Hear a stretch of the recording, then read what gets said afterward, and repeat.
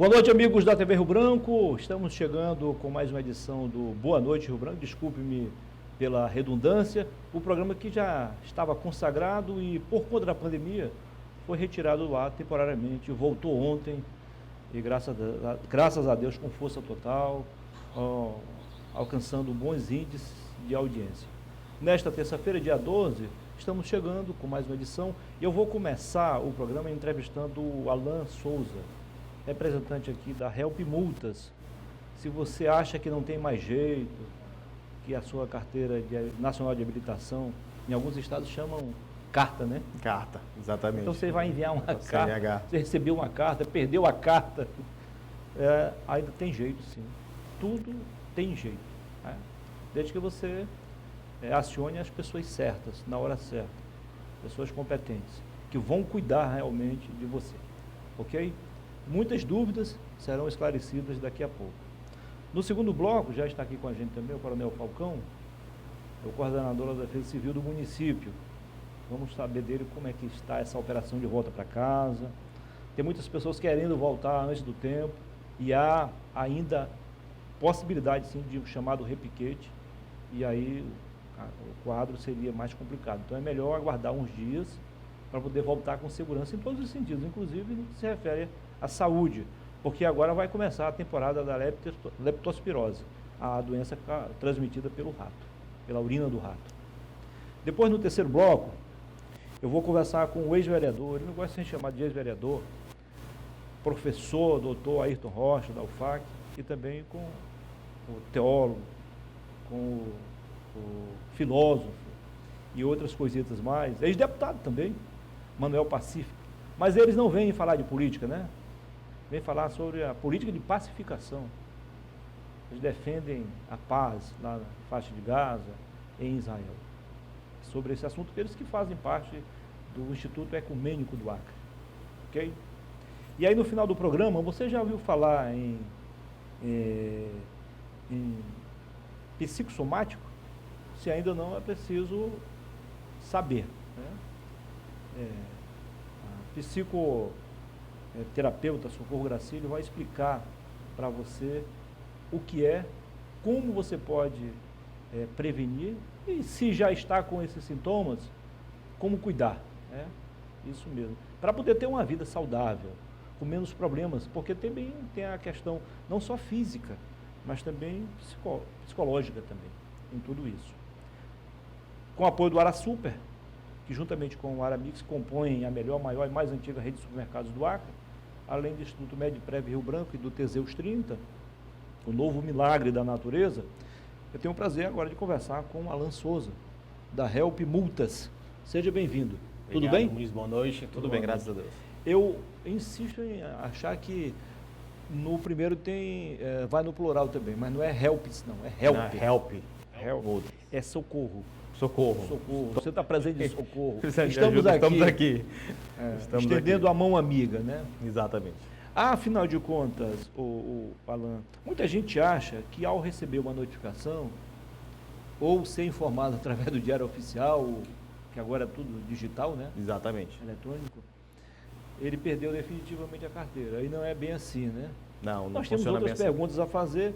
Mas sabe aquela história que o que abunda não prejudica? É sempre bom a gente informar isso primeiro. Exatamente, você está então, muito informado. Tira essas dúvidas aí dessas pessoas. Exatamente. Aliás, mais pessoas foram notificadas daquele tempo para cá, viu? Da semana atrasada para cá, viu? Agora não são mais 60 não, tem mais uma turma aí. Fora a notificação do Diário Oficial em relação à suspensão do CNH, isso. Também teve a notificação do ETRAN em relação aos motoristas que estão com carros apreendidos. Sim. Para que eles tenham um prazo ali para eles possam estar removendo o veículo de lá, pagando ali os débitos, que eles têm ali de estadia, de multas, de documentos, eles estarem retirando o veículo, senão ele irá para leilão. Em breve o ETRAN deve sair o edital do leilão desses veículos. E tem regras também no leilão, né? Tem regras também, tem regras para ser cumpridas. Ser respeitadas. Exatamente. Né? Como o direito de trânsito em si total tem seus deveres e suas regras.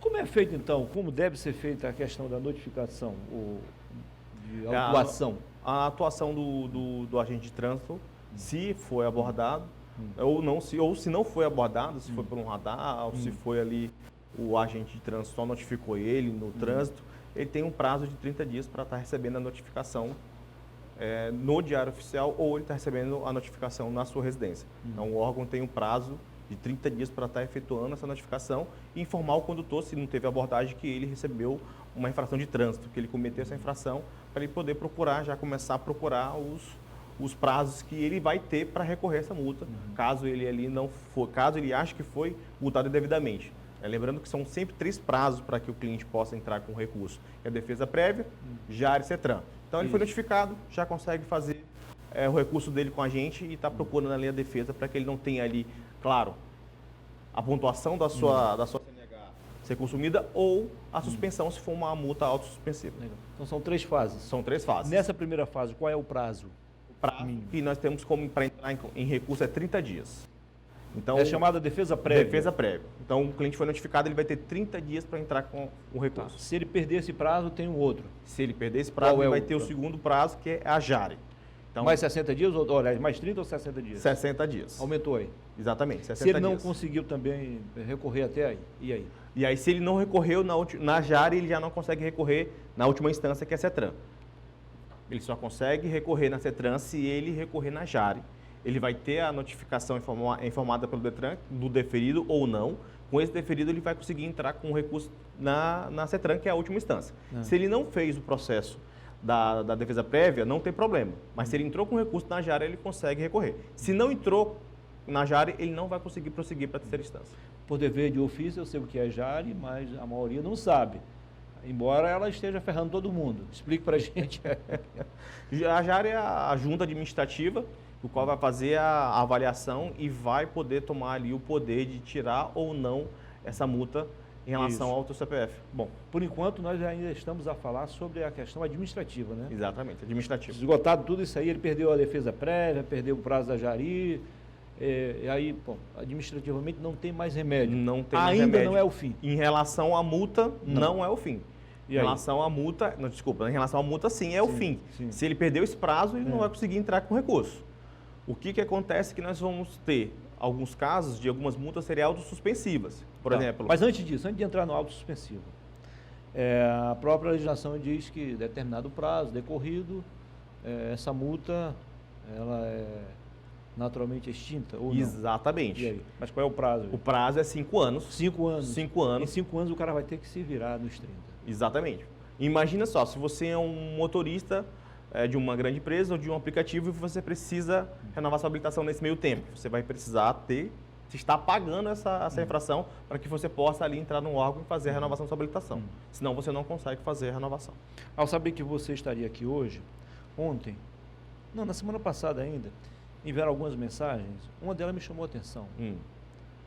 O cara foi renovar a habilitação dele e, para surpresa, tinha mais de 10 mil reais em multa. E aí ele ficou assustado, claro. Aí pediu detalhadamente, forneceram. Tem multa desde quando foi implantado o novo Código de Trânsito. E ele já renovou essa habilitação em 2018. 2018. Tem alguma coisa errada, aliás, tem muita coisa errada aí, né? O que aconteceu, Muniz, um tempo atrás, quando nós tínhamos radar, as multas demoravam demais para entrar no sistema e ser lançada, e essa notificação demorava demais para chegar para os condutores. Então, nesse meio tempo, que já aconteceu, a gente já teve cliente com esse caso, eu peguei a multa há 5 anos atrás, mas eu consegui nesse tempo renovar a habilitação. Quando fui renovar de novo agora, já não constava essa multa, porque demorava demais ser lançada no sistema, né? A empresa, que era uma empresa terceirizada, demorava demais para lançar no sistema, e aí quando o cliente, nesse meio tempo, renovava, quando ele voltou agora para renovar novamente, constava lá a multa, já estava vencida, porque ele não recebeu a notificação, vencida. E não recebeu notificação via correio, via a cartinha não recebeu, porque a maioria dos nossos condutores hoje não tem o hábito de acompanhar ali no carteira digital, né, que você consegue receber a notificação instantaneamente. Recebeu, foi no DETRAN, verificou que constava e ele precisou de imediato pagar a multa, senão ele não conseguiria renovar de novo. Isso. O novo Código de Trânsito entrou em vigor em 2000, 2001, mais ou menos? 2000. De lá para cá. E pelo correto, não era para isso ser automaticamente excluído do sistema? O condutor precisa ir ao Detran solicitar. Ele tem que solicitar? Ele tem que ir lá solicitar, o Detran vai emitir um formulário, ele vai preencher o formulário, vai dar de punho para o órgão e o órgão vai fazer... Processo simples. Processo simples, é simples. É preciso requerer. Precisa requerer, exatamente. É simples, rápido. O Detran vai dar um prazinho de 5 dias para que isso ocorra e ele já vai ter essa multa extinta ali do... Então pronto, meu amigo, espero ter esclarecido sua dúvida, você vai ao Detran e vai resolver. Mas ele poderia já explicar isso lá para o cara, quem atendeu, né? Exatamente, já poderia ter feito... Aquela história, se colar, colou, se o cara pagar, como é que fica? O órgão arrecadou. Parcelou, se estrepou lá, pegou o cartão de crédito. Complicado, né? Sim. Tá. E em relação a isso, você ia falando, eu acabei de atrapalhando, mas eu acho que foi boa a interpretação, porque, aliás, tá, beleza. E é mais curto hoje que a abertura. A interrupção foi válida, porque precisava esclarecer isso. Sim, claro. Tá, você ia falando do outro assunto, pode ir agora. O que eu estava falando em relação à multa, né? Quando a multa venceu, se você vai precisar renovar a sua CNH ou transferir o veículo nesse meio tempo, você vai precisar pagá-la. Mas o que nós temos que observar é que algumas multas elas são autossuspensivas. E aí? No caso, foi abordado, recusei o teste do bafômetro, entreguei o veículo para um condutor habilitado que fez o teste, está tudo ok. Essa multa, se ela passou o prazo para recorrer, você vai precisar pagá-la. Mas existe um outro processo que irá acontecer, que é a suspensão da sua CNH. É o direito de dirigir suspenso durante 1 ano. Então, nesse caso, de uma multa autossuspensiva, você tem que se atentar ao quê? O prazo da multa para você entrar com o recurso. Se você ganhar o recurso, você não vai precisar ter esse cumprimento de suspensão, porque automaticamente ele vai ser extinto. E é possível ainda ganhar? Claro, com certeza. E se você perder o prazo da multa, vai chegar o prazo para você entrar com o recurso da suspensão. A suspensão segue o mesmo ritmo da multa. Existem as 3 instâncias, defesa prévia, JAR e CETRAN.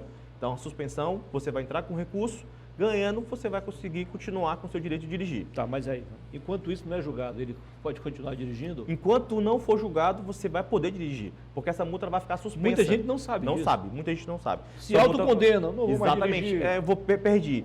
Enquanto você tiver com recurso, a multa fica suspensa. Então, não vai consumir pontuação da sua habilitação, você vai conseguir renovar, transferir veículo, tudo isso. Então, vamos lá devagarinho. E qual é o prazo para ser extinto pelo recurso de prazo? O prazo da suspensão? Sim. Quando você recebe a notificação do Detran, você tem um prazo de 30 dias para entrar com o recurso. Não, eu digo para ela ser extinta naturalmente. Depois que você entra com o recurso, o julgamento pode levar até 3 anos. Pode levar até 3 anos? Até 3 anos. Enquanto então, isso, você está andando normalmente. Pode já ter... Exatamente. Passado já até estipulado o prazo e você já pode entrar, a gente pode entrar com outro recurso informando, já passou o prazo de defesa, tem que dar causa ganha para o cliente e o cliente vai conseguir continuar tocando a vida com a CNH dele. Então, nada está perdido ainda. Nada você está perdido. Nessa situação, procure quem de fato entende do assunto, vai resolver seu problema. Exatamente. Você volta aqui na próxima semana, volto, sim. Provavelmente na terça-feira, para a gente tirar outras dúvidas. Com certeza. Bom? Foi um prazer conversar contigo. Obrigado. Um abraço aí para o pessoal da Boa noite, Help Multas. Tudo bem. Tá na sua camisa aí. Já tá aqui na minha camisa já. Estamos localizados aqui da Avenida Ceará, aqui, número 2090, hein? Qual o nome? Márcia Paixão. Márcia Paixão. Seja bem-vinda, Márcia. Obrigada, prazer sempre estar. Tranquilo. Depois do intervalo, eu volto para conversar com o Coronel Cláudio Falcão, coordenador da Defesa Civil do município. Até já.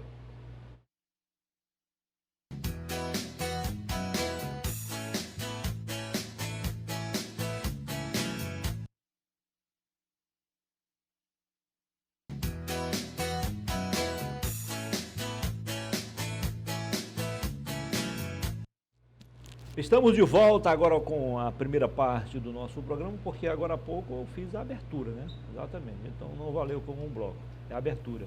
Que eu fiz com o Alan Souza da Help Multas.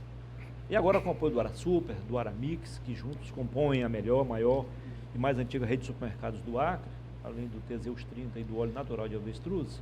Tenho o prazer de conversar com o Coronel Cláudio Falcão, coordenador da Defesa Civil do município. Seja bem-vindo, Coronel. Muito obrigado, tudo bem? Muniz. Prazer recebê-lo aqui. Muito obrigado, Muniz. O Márcio Nunes, em tom de brincadeira, fez o seguinte, pergunta para ele quando é que ele vai voltar a ser o Falcão de antes. Mas aí é claro que é brincadeira dele, porque nenhuma autoridade, seja da prefeitura ou do estado, aliás, pode até ser acessível igual a você, mas é impossível. E a gente entende nesse momento que você não tem tempo para estar, infelizmente, toda hora dando entrevista. A gente entende perfeitamente. Coronel, o senhor sempre fala aquelas fases, são 5 principais fases desse processo todo, né? Sim. Nós já passamos por qual? Vamos lá. Bom, nós já estamos no 4º e no 5º já? fase. Vamos exatamente, lá, então. que são as duas Passamos últimas. pela prevenção, pela Isso. mitigação, pela preparação, entramos no socorro e resposta e restabelecimento. Nós já estamos nas 2 últimas fases agora, que é de socorro e resposta e restabelecimento. Olha aí. Afinal de contas, o senhor sempre defende uma volta para casa com muita segurança. Sim. E segurança em todos os sentidos, né? Todos os Não sentidos. do ponto de vista físico, estrutural, não, mas principalmente também de saúde, né? Sem dúvida, Muniz. Como é que está sendo feito esse processo de orientação a essas pessoas, Coronel? Nós temos, claro, com as famílias que vão para abrigo, elas ficam com uma certa ansiedade de retornar para casa. Isso é natural, né? Outras não, nem tem tanta ansiedade. Mas aquelas que estão mais ansiosas, nós precisamos conversar. Desde ontem, na realidade, nós já começamos a fazer essa movimentação de família de volta para casa. Porém, nós começamos pelas escolas e que o pessoal das escolas, a maioria deles é pelas enxurradas, não tem tanto risco quanto a questão do Rio Acre. E agora, né, no dia de hoje, nós estamos concluindo todas as escolas. Então, a partir de hoje, não teremos mais nenhuma pessoa abrigada em escolas. E amanhã, já, né, dia perto da Muniz, perde só o time do tempo, né? Mas amanhã nós já vamos começar a movimentação das famílias que estão nos abrigos, que é em torno de 800 famílias, mais de 3.600 pessoas. Mas como você bem Nós estamos falando lá da Expo Acre. Da Expo Acre, do Parque de Exposição, né? Mas essas pessoas precisam voltar para casa com segurança. Antes que elas voltem, nós precisamos, a primeira coisa é a questão do restabelecimento, Muniz. Verificar como é que está o bairro dela, como é que está a rua que ela vai habitar, né? Que a Prefeitura de Rio Branco tem feito toda a limpeza dos bairros, inclusive lavando as ruas com água, porque fica um odor muito forte. Então, tudo isso é preparado antes. Também nós vamos verificar a questão de edificação, como é que está a sua edificação. E depois disso, nós vamos já sair com essas famílias de todos os abrigos, como estamos fazendo, acompanhado de um kit. Esse kit é composto de uma cesta básica de 32 quilos, é também água e material de limpeza, para desinfectar mais ainda as casas, para manter a higiene. Tudo isso é preparado antes de levar as famílias para casa, mas nós vamos levar todas de volta para casa. Eu visitei ontem a região ali da base, também da Habitasa. É impressionante a marca da destruição, né? Chamado pós-guerra. Aquela lama podre, um mau cheiro terrível, altamente contaminado aquilo. Exatamente. Muito perigoso, né? É muito perigoso. Isso está na cidade toda. Nós tivemos a 2ª maior inundação de toda a história. Antes era 2023, o ano passado. Agora já não é mais 2023, é 2024. Vamos falar nisso. Nós tivemos, então, a 2ª maior alagação de toda a história. Só foi superada pela 2015, né? Só de 2015. 18,40, né? 18,40. Nós chegamos agora a quanto? A 17,89. 41 centímetros, não? Isso, muito próximo. Vamos lá. Como eu gosto de números, muita gente gosta também de estatística, a quem não decorou ainda, volte ali. Nós temos quantas mil famílias lá? Quantas famílias, digo, lá na Expo Acre? No parque, nesse momento a gente está com 800, mas era 920. Isso. 920, foi o número. E aí representa quantas pessoas? Em torno de 3.800 pessoas. Tá. Nas enxurradas não está longe de ser a mais complicada, né? Mas também tivemos problemas, né? Quantas pessoas foram atingidas diretamente pelas enxurradas? Aliás, dos igarapés, né? Isso.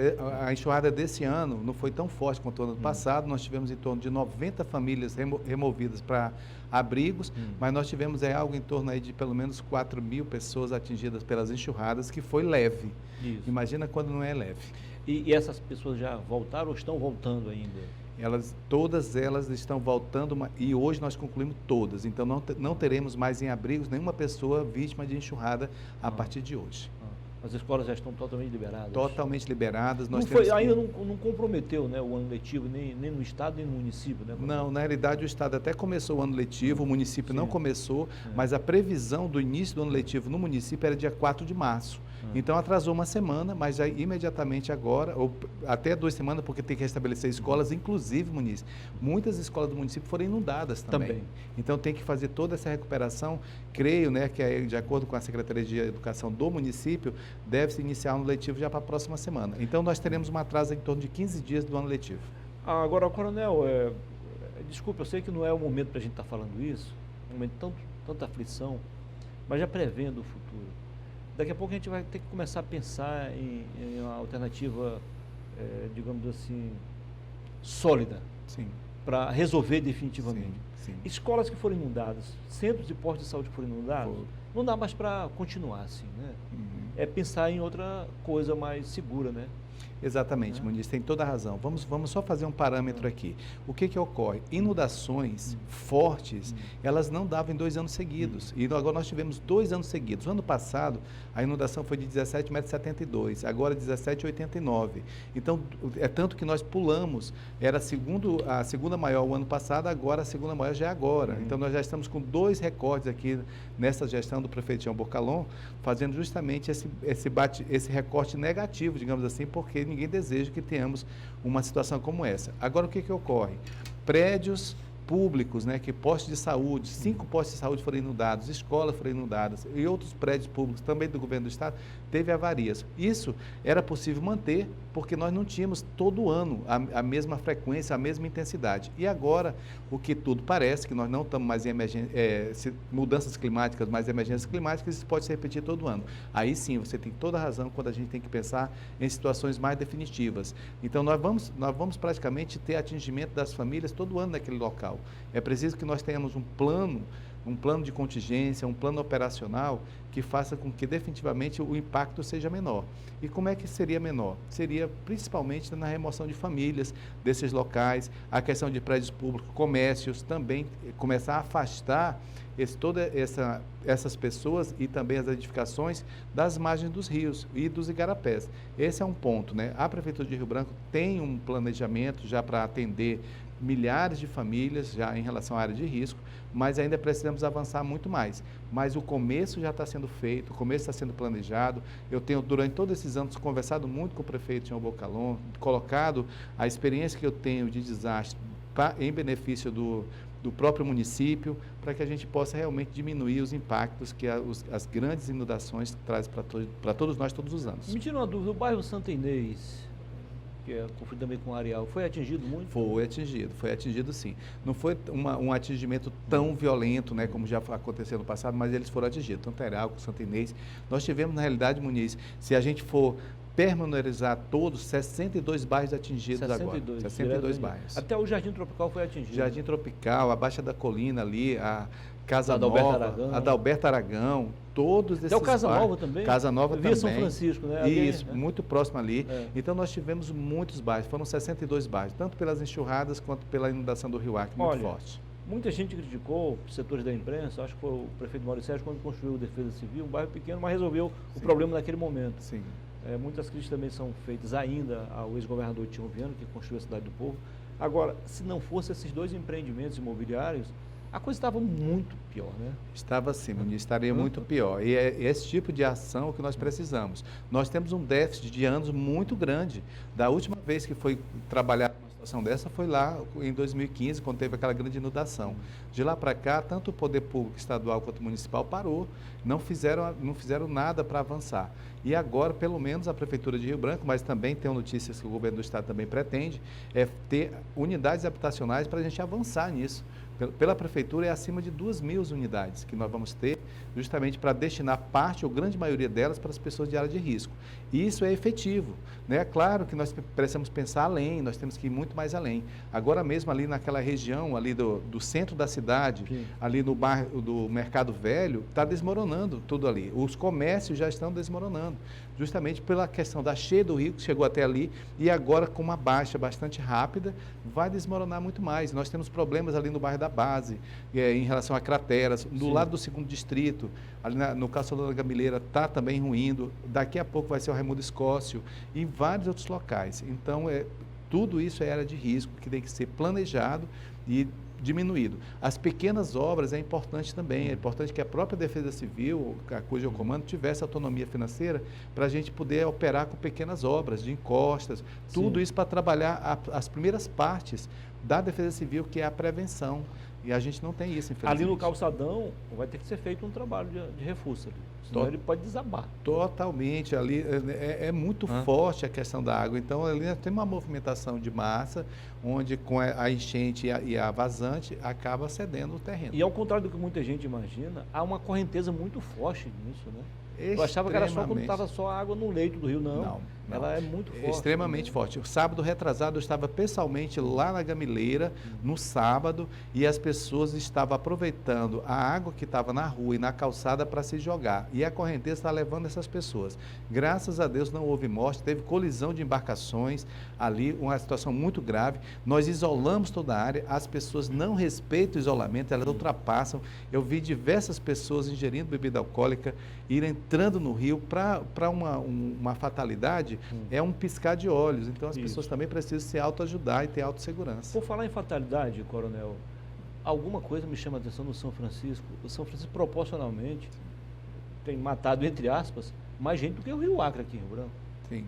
Aqui e gente que sabe nadar, né? É impressionante isso. Mas é impressionante também, Muniz, que as pessoas que morrem afogadas são as que sabem nadar. Isso é uma estatística. De 6 mortes por afogamento, 5 são de homens e 1 de mulher. Isso mostra o descuido que os homens têm e também a autoconfiança. Isso leva tudo à morte. Então, normalmente, pessoas que não sabem nadar, elas morrem muito menos ou quase nunca morrem.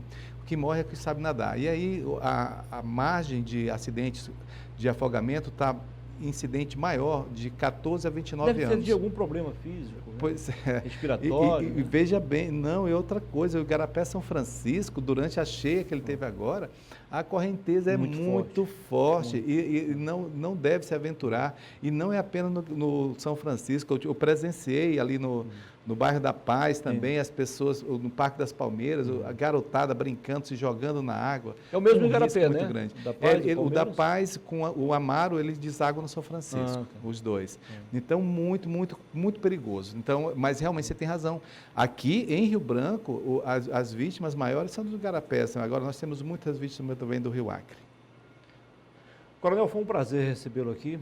Parabéns pelo trabalho e por ter sempre esse carinho especial com a gente da imprensa, ok? Para mim, Muniz, é sempre um prazer. Quero agradecer muito aqui a produção, através do Márcio, você, todos aqui da TV, muito obrigado. E você que está assistindo aqui, cuidado nesse momento. E nós não cessou o risco, nós temos muitos riscos, agora não mais pela inundação, mas por outros fatores que trazem perigo para esse momento.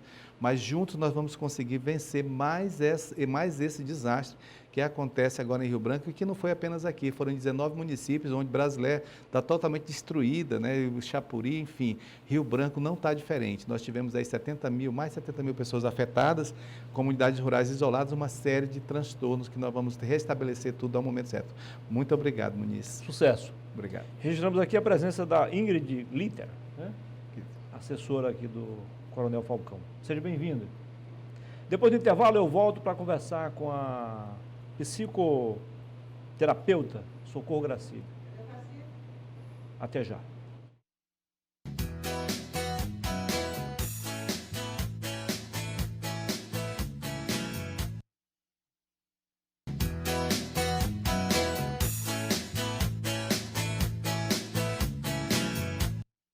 Ok, estamos de volta com a penúltima parte do nosso programa de hoje. Boa noite, Rio Branco, aqui na sua TV Rio Branco, canal 8.1.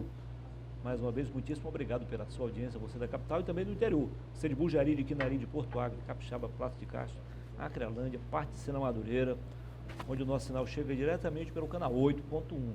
Nas demais cidades acreanas, você nos prestigia pela NET, HDTV, canal 15, ou pela internet, por meio do portal oriobranco.net. Siga-nos nas redes sociais, @oriobranco.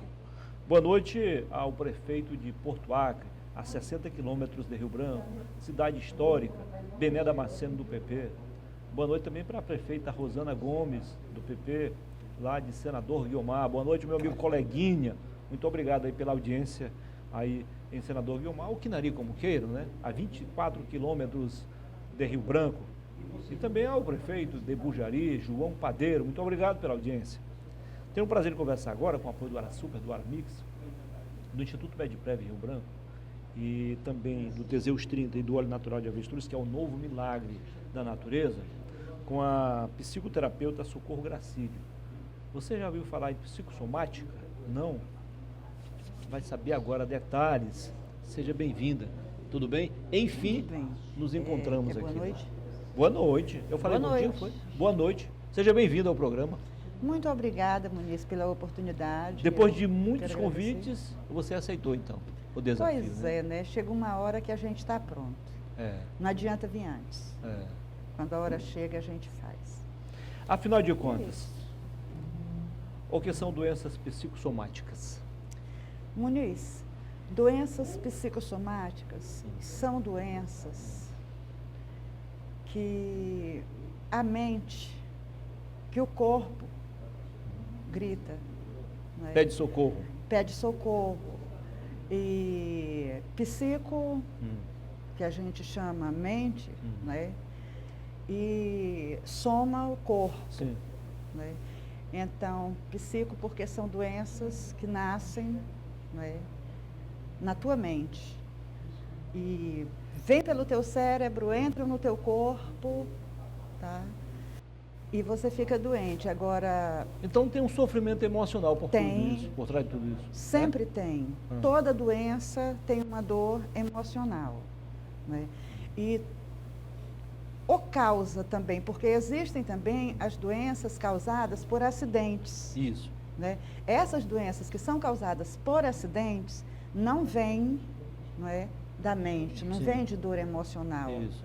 Mas as outras doenças, sim, e elas causam muitos distúrbios e muitas dores no corpo. O corpo agora, grita e pede socorro mesmo. Agora, as coisas não acontecem por acaso. Né? Não. Tem um histórico. Tem o que pode levar a pessoa a ter doenças psicossomáticas? Olha, o Muniz, tudo que ela vai acumulando, pequenas coisas do dia a dia, pequenos traumas, porque trauma não é o que acontece. Trauma é como cada um individualmente, né, registra o acontecimento. Né? Então, são pequenos acontecimentos do dia a dia, no trânsito, em casa, na escola, na faculdade, aqui no trabalho, né? Pequenas coisas que você vai acumulando, que a tua mente vai captando como ruins, como coisas que não foram muito bem elaboradas, coisas que não foram bem aceitas. O teu chefe não concordou com a tua forma de pensar e tu considera que tu estás correto. Sim. E aí, mas você tem... O empregado não fez o que deveria fazer. Isso. O teve chefe problema, fica... Teve problema com a mulher, ou com o marido, Exatamente. com o filho, ou com a mãe. Isso. Tudo isso vai somando. Tudo isso soma. Né? Isso é a soma. E soma de forma negativa, né? De forma negativa. A somatização, Muniz, é o sintoma. A psicossoma, o psicossomático, é a doença instalada. A somatização é o sintoma. A pessoa começa, fica ansiosa. Ansiedade não é uma doença. Ansiedade... Já é um sintoma. É um sintoma. Tá? É de que alguma coisa vai errado ali. De doenças que podem vir a acontecer. Ansiedade. A se instalar. E já a coisa do passado vem uma... Depressão. Depressão. Né? Depressão já é mais complicado porque já passou da ansiedade. Já é considerado... É mais grave. Uma doença psicossomática. Né? A ansiedade é bem difícil de ser tratado. E...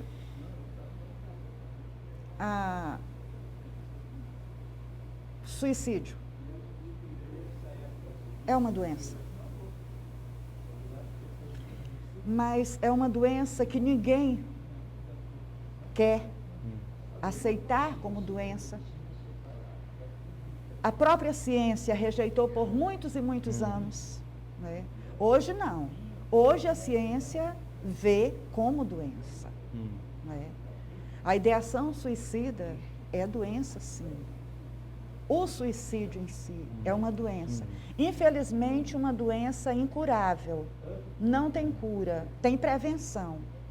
Não tem como tratar um suicida, uma pessoa que se suicidou. Mas tem como prevenir para que ele não cometa o suicídio. E, geralmente, Isso acontece depois de uma depressão, né, que já vem de uma ansiedade, de um quadro ansioso. Né? Nós temos as ciências ligadas, então, que previnem ou controlam os problemas emocionais, os problemas psicológicos. Nós temos a psicologia, nós temos a psiquiatria, e nós temos algum, digamos assim, derivações. Sim. E nesse contexto, como um psicoterapeuta pode ajudar essas pessoas? Primeiro, para evitar chegar a esse estágio que nós estamos a falar. E depois, se já está, o que fazer para, pelo menos, para controlar isso?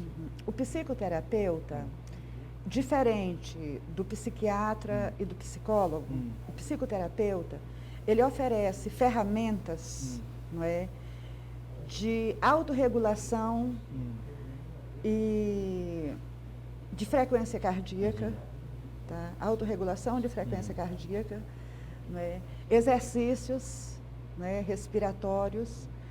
O psicoterapeuta, ele vai interagir contigo, né, e estudar a melhor forma de você dar aquele mergulho interior, buscando a causa do que te levou a adoecer. Vou pegar a carona aqui nessa expressão, o que te levou. E o que te levou a se especializar nessa área? É uma história tão comprida. O que me levou a me especializar nessa área? Você precisou disso também? Precisei. E aí? Porque em 2006 eu sofri uma perda que eu não tenho assim que contar, mas foi a perda da minha vida. Eu já havia perdido pai, mãe, irmãos, parentes, amigos. E eu havia um histórico de perdas? Um histórico de perdas. Mas aí qual foi a gota d'água? E eu perdi o meu filho. Aí o que estava ruim ficou E a partir pior. desse momento eu fui vasculhar o fundo do poço. E foi lá que quando eu emergi desse poço, eu decidi encontrar a forma que havia me tirado dali. E daí eu tive contato com especialistas em medicina ayurveda, eu tive contato com especialistas na própria medicina, na nova medicina germânica, já mais aqui na frente, né? Da medicina chinesa.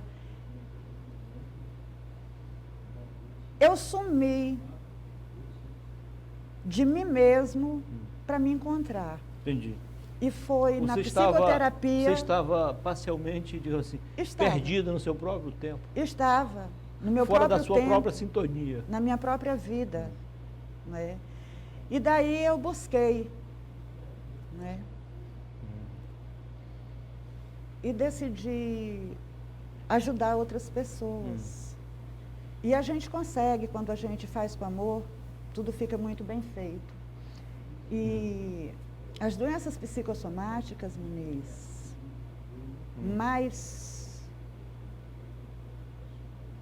incômodas são o próprio lúpus, psoríase, fibromialgia, que já são doenças instaladas. Então elas têm muito a ver com a questão emocional. Elas têm tudo a ver com a questão emocional. Eu conheço algumas pessoas que têm psoríase. Eu também. E elas voltam e vêm, desaparecem, depois voltam como fosse total. Isso. Acho que é de acordo com o estado emocional. Isso. É a outra que você citou, qual foi? A outra doença?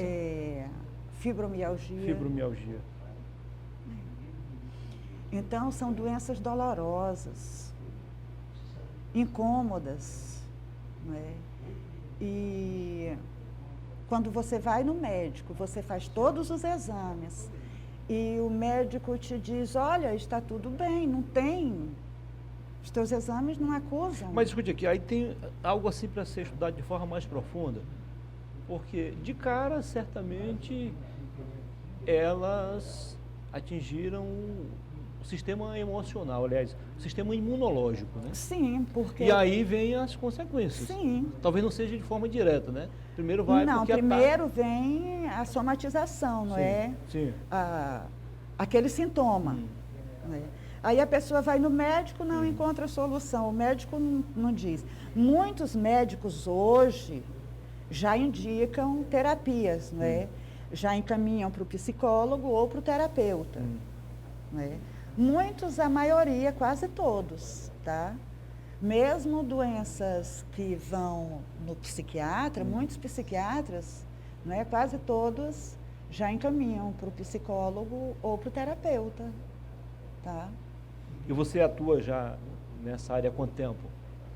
Não, atendendo, olha, Muniz, há 20 anos eu comecei, né, que certo. foi quando eu comecei a busca, né?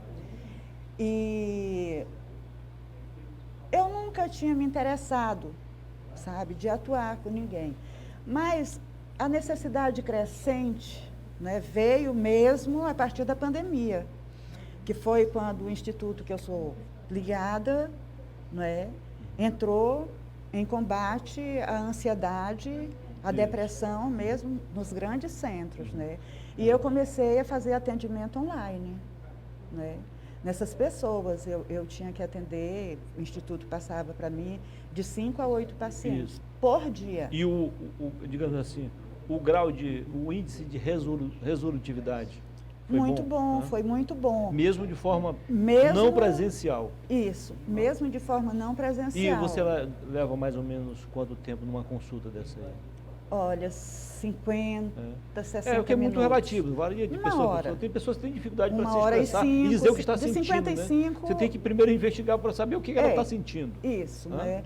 Só que na pandemia era muito fácil. A gente já sabia o que as pessoas estavam sentindo. A pandemia deixou todo mundo doente. Né? Deixou. Mas antes que eu esqueça... Aí depois, fala. Antes que eu esqueça, eu gosto das coisas nos seus mínimos detalhes. Você falou aí que apelou primeiramente para a Ayurveda. Foi? Ayurveda? Ayurveda. Eu sei que tem a questão da... É uma ciência holística e que tem ajudado muita gente. Do céu, sim, com certeza. Mas fale mais sobre isso aí, rapidinho, para a gente passar para outro. Sobre a medicina Ayurveda? Sim. Olha... Foi importante para você naquele momento? Eu não me aprofundei muito, né? Eu só fui atendida, né? E gostei muito, das pessoas que me atenderam. Aprendi muito. Você não pretende aplicar também esse método? Não pretendo, porque o meu foco é outro. O meu foco é ajudar as pessoas a emergirem de si mesmas, como eu fiz e como muitas pessoas fazem. O ano passado eu abri o consultório para minha própria experiência, trabalhei 2023 todinho só com pessoas selecionadas, não é? E agora, em março, agora dia 9, fez um ano, né? E daí eu me considero, porque você não está pronto quando uma universidade, quando um diploma te diz que tu estás pronto. Ali é só a base. Tu estás pronto quando tu te sente pronto, quando tu te dá a tua própria aprovação. Né? E eu passei 2023 buscando a minha própria aprovação. E agora, a partir de abril, da primeira semana de abril, eu abro a agenda ao público, sabe? Em geral, de crianças, tá? A idosos, criança, adolescente, crianças jovem, também idosos, têm esses crianças têm. Não é comum, mas tem. É comum. Também? A maioria das crianças tem. A maioria das crianças, elas, aí, por serem crianças, as pessoas não dão importância, não é? E elas não têm, às vezes, nem como gritar por socorro. A pior parte é essa. É que a criança não tem muita defesa. Tá, vamos lá então. Isso tem alguma coisa ligada com a questão espiritual ou não? Não teria por que ter. Eu tenho fé, eu trabalho com a fé das pessoas, porque eu considero que sem fé não se chega a lugar nenhum. Eu acredito numa força suprema, criadora, entende? E que rege todos nós, né? Então, se chega alguém para mim que não tem fé, eu incentivo. Eu fiz essa pergunta, sabe por quê? A cultivar uma fé. Porque nós temos 3 correntes aí distintas sobre esse assunto. Temos uma que diz que só através da questão espiritual. A outra diz que só através da questão da ciência, seja da psicologia, psiquiatria, psicopedagogia, no seu caso, é psicoterapia. E há outra corrente que entende que é preciso, nesse caso, você conciliar uma coisa a outra. A questão científica, da ciência, com os princípios cristãos, os valores. Olha, eu considero muito importante, tá? Eu acredito que, até porque, olha, a faculdade de trilogia do Dr. Norberto Kepp, da doutora Cláudia Pacheco, o tripé, né? O tripé é filosofia, teologia, né? E psicologia, tá? Porque é considerado que essas 3 modalidades caminham juntas. Não tem como dividir. Tá? Importante, né? Um homem sem fé é um homem sem espírito. Um homem sem alma. Sim. Tá? Um homem sem o corpo. Porque o teu corpo é o teu cérebro. A tua mente é a tua alma. A tua consciência é o teu espírito. Doutor Narciso gostou dessa afirmação aí.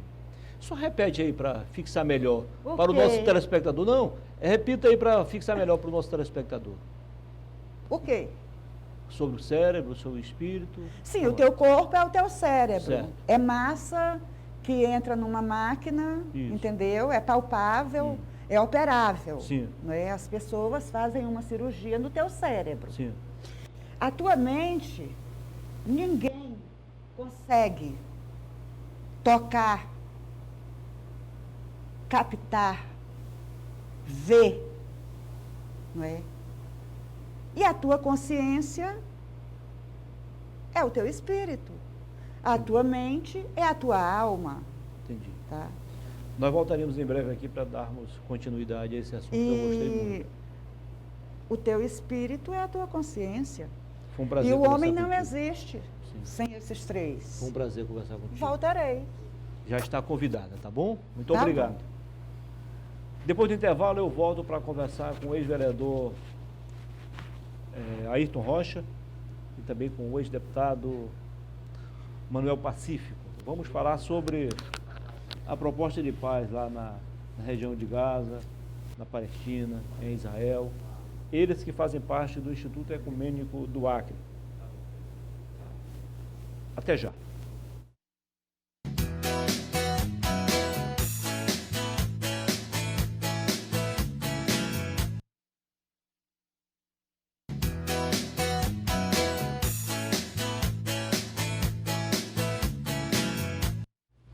Estamos de volta com a última parte do Boa Noite Rio Branco. Mais uma vez, muitíssimo obrigado pela sua audiência, você da capital e também do interior. Veja a importância de você se tornar um cliente AraSuper Leve Mais e também o fato de você poder comprar pelo seu celular, pelo computador, pelo notebook, qualquer aparelho que você achar melhor. O importante é comprar de onde você quiser, de onde você estiver, digo, da forma que você bem entender. Veja o VT e entenda por quê. Pra quem não tem tempo não, AraSuper tá na mão. Pra clicar, pedir, chegar, pra comprar com proteção, AraSuper tá na mão. Um novo jeito de comprar e as ofertas aproveitar. Pelo app ou pelo site, leve o mais com promoção. AraSuper tá na mão. O AraSuper agora tá na mão com o AraSuper E-Commerce. Baixe o app ou acesse o site arasuper.com.br e experimente. AraSuper sempre ao seu lado. E agora na palma da sua mão. O AraSuper está na palma da sua mão, então você não pode abrir mão do AraSuper, porque o AraSuper não vai abrir mão de você, ok? Tenho o prazer de conversar agora com o ex-vereador e há algum tempo já professor da Universidade Federal do Acre, professor doutor Ayrton Rocha. Seja bem-vindo. Tudo bem? Prazer recebê-lo aqui. Obrigado, Muniz. Vereador constituinte, ex-presidente da Câmara. Né? Isso. E, coincidência ou não, eu recebi agora há pouco no segundo bloco o coronel Cláudio Falcão. Você exerceu o mesmo cargo dele, em 86 e 87. Gestão do prefeito Aragão? Isso. Eu fui presidente da Comissão de Defesa Civil. Isso. E eu estava falando para o coronel que a demanda agora é muito maior, né? Sim. A gente trabalhava muito, eu, a Dani, outras pessoas ali na... Fiquei 2 anos como presidente da Comissão de Defesa Civil do município na época, né? Mas a demanda aumentou muito mais agora, porque a cidade se espraiou mais, as enchentes são mais constantes, é verdade. né? E exige uma demanda e um trabalho muito competente, organizado, para poder fazer frente a essa demanda de tanto sofrimento que a população nossa está passando a cada dia, né? Com certeza. Tenho o prazer de conversar também com o ex-deputado, deputado constituinte, né? Manuel Pacífico, que faz parte, os dois fazem parte do Instituto Ecumênico do Acre. Seja bem-vindo, deputado. Tudo bem? Prazer recebê-lo aqui no programa. O senhor veio um ano depois da promulgação da Constituição, o senhor participou da Constituição Estadual também? Não. Hã? Eu já participei a partir de 82, ainda estávamos em... Estava ainda se preparando, né? Isso. Que ela veio só em 82, exatamente. É de 86 que participou, né? Isso. Foi promulgada em 90, 91, é isso mesmo. Legal. Deputado, podemos dizer assim, né? O que fez o senhor a ingressar no Instituto Ecumênico do Acre? O Instituto Ecumênico, uma experiência que nós já tínhamos a partir de 71, nós, depois da nossa formação teológica em tempos do Concílio Vaticano II e tal, nós pegamos isso no final dos estudos teológicos na Universidade Gregoriana de Roma. Então, permitiu que a gente tivesse um olhar, que tinha que olhar um olhar diferente para as outras tradições religiosas. E num dia que nós não tínhamos nem previsto nada nesse sentido, estávamos detrás de recursos financeiros para ver se construía uma igreja em melhores condições do que uma palhoça de palha que existia no bairro da Estação Experimental. Precisamente onde ali? No bairro da Estação Experimental. Nas Nações Unidas? Mediações de Natalino de Brito. Aquela rua é emblemática, né? Tem o Natalino, Fontenelle de Castro, né? Então, tem várias coisas ali. O que acontece? Nós andando nas imediações de lá, tinha algumas olarias, a gente se deslocando, de repente a gente encontramos uma capelinha, e a capelinha era nada menos do que o centro Casa de Jesus, Fonte de Luz, do mestre Daniel Pereira de Matos. Olha aí, ó. Que era presidido na época por um mestre chamado Antônio Geraldo, e tinha como vice-presidente o Manuel Araújo, que é o pai do atual presidente da missão lá de São Francisco, da Casa de Jesus, que é o Francisco Hipólito de Araújo. Isso. Então, de repente, a gente acabou se encontrando com uma situação de diversidade religiosa, que eram as comunidades, vamos dizer, ayahuasqueiras, conhecidas mais popularmente pelo nome de Daime. Isso. Então, no primeiro momento, foi um susto, porque eu pensava que se tratava de uma capela da Igreja Católica, que era uma paróquia nova que estava sendo criada, tendo como sede o bairro da Estação Experimental, e não era bem aquilo. Era um grupo de pessoas que se reuniam em torno de uma mesa, em formato de cruz, e começou a demorar muito aquelas atividades deles e tal, e muita cantoria, muita oração, Pai Nosso, Ave Maria e outras orações. Eu digo, olha, eu estava acompanhado de 2 estudantes na época, um se chamava Nilson Mourão e o outro era José Leôncio Asfuri, atual sacerdote, Padre Asfuri. Já eu volto para o senhor, porque tem uma informação importante aqui. Olha só, gente, o campeonato acreano de futebol profissional, que deveria ter sequência hoje, terça-feira, com 2 jogos, inclusive o jogo do Humaitá, foi adiada, a rodada toda foi adiada, tá? A gente diz rodada, força de expressão, na verdade, a jornada dupla, que são 2 jogos, seriam 2 jogos, para o dia 12. E em compensação teremos sim, amanhã, quarta-feira, dia 13, o jogo de volta, aqui às 16 horas, pela Copa Verde 2024. Tá? O time do Galvez, representante do Acre na competição, recebe o Maranhão, que é o representante lá do time do Nordeste, time do próprio nome do estado do Maranhão. Ok? Então, hoje, terça-feira, não haverá futebol lá no Florestal. Amanhã sim, pela Copa Verde, e no dia 12, a sequência do Campeonato Acreano. Pode continuar aqui, porque eu acabei lhe atrapalhando, mas é importante isso. O senhor pensou uma coisa e era outra. E aí começa, então, digamos assim, esse projeto que mais tarde se concretizaria com a criação do Instituto. Então, quando foi agora, passaram-se vários anos depois disso, porque aquela foi minha primeira experiência, eu era na época já professor de ensino religioso numa escola, pensei que minha presença não tinha sido notada lá dentro. Quando eu vou dar aula na escola, me encontro diante dos alunos que eram filhos, alguns deles eram filhos daquela casa da missão, filhos do mestre Antônio Geraldo, filhos da madrinha Chica, que hoje tem também um presídio, um centro do Daime. Então, em 2005, depois de muitos anos, quando eu já tinha ido embora daqui do Acre, estava morando lá em Curitiba, depois que eu volto para o Acre, o ex-deputado Nilson Mourão me convida para trabalhar num movimento que ele chamava Movimento Fé e Política. Isso. E aí nós acabamos entrando num trabalho que dava sequência àquela atividade, que era uma atividade de respeito às demais tradições e tudo dentro do espírito do Concílio Ecumênico Vaticano II. E aí o que aconteceu? Conseguimos nos encontrar com lideranças do Daime, da União do Vegetal, lideranças católicas e evangélicas que já faziam parte desse movimento Fé e Política que o Nilson Mourão estava alimentando aqui no Acre e que tinha vínculo com um movimento nacional chamado Fé e Política, mas só que se abriu para setores espíritas, para as tradições indígenas, né? Para o pessoal dos terreiros, também de Umbanda, Candomblé e tudo. Então, aí se transformou, a partir de 2007, em dezembro, com a ajuda de um advogado baiano chamado Salvino Medeiros, no Instituto Ecumênico Fé e Política.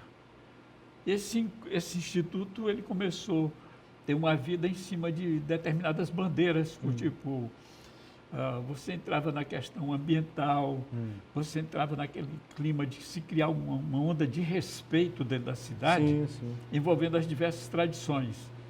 E para isso teve um papel muito grande as parcerias, tanto com a Secretaria de Estado de Educação, por causa da história do ensino religioso nas escolas, para se criar também nas escolas esse clima de respeito, como também com o apoio das universidades, especialmente a Universidade Federal. Aí entra o Nilson Mourão, que já era professor também da universidade, entra o pastor Enoque, entra gente como o professor Ayrton, o professora Rosana Martins, do Daime, que está também, desde o começo, também participa do nosso instituto, e pessoas dos terreiros, de tudo quanto é setor, e sempre promovendo ações como essa, onde nós agora, dia 9 passado, o que aconteceu? Está todo mundo dentro da cidade, em todo o estado, no país inteiro, no planeta todo, achando que essa guerra entre Israel e Palestina é uma coisa absurda, né? Que em pleno século XXI, você de repente assiste um noticiário dizendo que uma ambulância foi bombardeada, uma universidade foi fechada, igrejas, mesquitas, crianças, hospitais, mulheres morrendo indiscriminadamente. Nós que assistimos outras histórias de outros conflitos, de guerras e tudo mais, nós não tínhamos nunca visto uma coisa assim tão horrenda quanto essa. Então, de um lado, se fala que o Hamas, num determinado momento, provocou isso, só que há uma história toda anterior a essa história do Hamas, que é uma história de um conflito que já vem desde 1948 e perdura até esses dias, e onde as nações que deveriam tomar iniciativa, tipo a ONU, né, e outras, não tomaram as devidas providências. E então, quando isso aflora de novo, é sinal que alguma coisa não estava já funcionando bem. Com certeza. Ayrton Rocha, e você? Faça a mesma pergunta. A partir de quando você... Eu lembro que você fazia parte do movimento Eclesiais de Base, sede aqui próximo ao terminal. Eu lembro dali, mas já havia em outro lugar. É isso? Eu entrei na comunidade eclesial de base da Experimental, né, em 78, final de 72, quando o Pacífico era padre, né? E nunca deixei de acreditar nesse movimento da teologia da libertação, né, que foi um movimento inovador, né, da Igreja Católica, né, baseado no Concílio Vaticano II, como o Pacífico disse, né? A teologia da libertação é uma teologia, né, que se aproxima muito do Cristo, né, do Cristo primitivo, né, perseguido, do cristianismo primitivo, né, perseguido pelo Império Romano e outras naquele período. E aí eu continuei até hoje, né, quer dizer, a minha tradição realmente é católica, né. Cheguei a estudar até para ser padre, fui seminarista por 2 anos, né, quando o Pacífico era padre, lá na Estação Experimental mesmo, na rua Fontenelle de Castro, né. Tive grupo de evangelização, né, na estação, fui de grupo de jovens, fui da pastoral, da juventude naquele período, né. Então nunca larguei essa tradição dessa minha vivência católica, né. E entrei no Instituto lá em 2007, 2009 e tal, e eu participo, né, não efetivamente, mas quando eu posso, né, são 12 reuniões anuais, né, eu participo de 8, 9, por aí em média, e estou apoiando, né, assinei esse documento, né. Pois é, tem um documento aqui, gente, Carta Aberta pela Paz na Faixa de Gaza e Israel, é uma carta do Instituto Ecumênico Fé e Política do Acre, que tem a sigla IEFP. Isso. O Instituto Ecumênico, como disse o Pacífico, né, ele existe desde 2007, né, e nós promovemos lá o diálogo interreligioso, a tolerância religiosa, né. Então é bacana dessa experiência de religiões de matriz africana, né, indígena, católicos, não católicos, tem muitos pastores de várias denominações lá também. E é legal que a gente pratica, né, nós estamos fazendo isso desde quase 20 anos, né, o diálogo interreligioso. Tem uma parceria, né, com o Ministério Público, parceria assinada com o Ministério Público Estadual, né, dessa questão da cultura da paz, né, do diálogo contra esse período que a gente vive terrível, que é de fundamentalismo religioso, né, aí ligado a essa questão toda mais ampla, né. Então, assim, é um momento que a gente tem que ser tolerante, e a gente acredita, Muniz, que essa questão lá da faixa de Gaza, da Palestina, né, a luta do povo palestino, né, que desde 48 luta para ter seu próprio Estado, né, e não o tem, e cada vez mais a população é massacrada, né, pelas forças sionistas, né, de Israel desde 48. Então é uma causa justa que nós estamos apoiando, e nós acreditamos que a saída pela paz ali é exatamente a criação, né, do Estado palestino e essa garantia. Legal. Infelizmente nós chegamos ao final do programa. Eu quero aqui agradecer ao doutor Ayrton Rocha, parabenizar você e também ao doutor Pacífico pela iniciativa. Acho que é um assunto que deve ser, sim, discutido, analisado de forma bem profunda, né? Mas suas considerações finais aí, fique à vontade. Obrigado, muito obrigado a você, a TV, ao Narciso, né? Reencontramos aqui o Narciso hoje aqui.